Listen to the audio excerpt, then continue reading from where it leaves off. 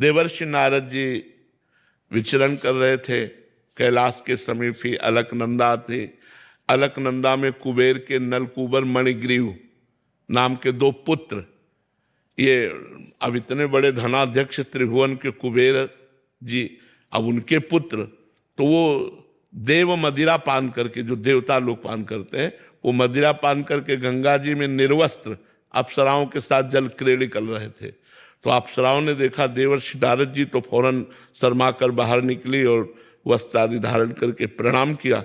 लेकिन वो वैसे ही मदिरा के नशे में गंगा जी में, तो उनका तुम देवताओं में श्रेष्ठ कुबेर के पुत्र होकर इस तरह अभद्र व्यवहार करते हो, तुम्हारी बुद्धि भ्रष्ट हो गई है, तुम श्री मतलब धन से मतवाले हो रहे हो, इसलिए तुम्हें ज्ञान भी नहीं है कि कौन तुम्हारे सामने खड़ा है, क्या है, तुम इस तरह मदोन्मत्त हो रहे हो। जाओ, मैं शाप देता हूं, तुम वृक्ष योनि को प्राप्त हो जाओ।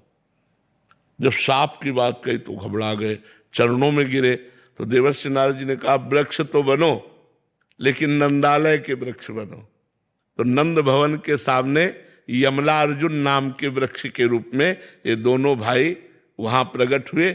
और भगवान की जब उखल बंधन लीला हुई, तो उखल बंधन से भगवान उखल को घसीटते हुए इन दोनों वृक्षों के बीच में आए और झटका मारा, दोनों वृक्ष उखड़ गए और दोनों अपने स्वरूप को प्राप्त हुए। तो देखो, कहाँ मदिरा पिए निर्वस्त्र गंगा जी में खड़े, और कहाँ देवर्षि की हम श्राप कहें या कृपा कहें, कृपा कहेंगे। साप रूप से कृपा देकर भगवत साक्षात्कार करवा दिया। श्री कृष्ण चंद्रजू का दर्शन और स्पर्श प्राप्त हुआ नलकूबर मणिग्रीव को, और पुनः अपने स्वरूप को प्राप्त हुए। तो सामर्थ्यशाली महात्मा मुनिन का क्रोधौ मुक्ति दातार। अगर मुनिजन सामर्थ्यशाली संत क्रोध भी करे तो मोक्ष प्रदान कर देते हैं।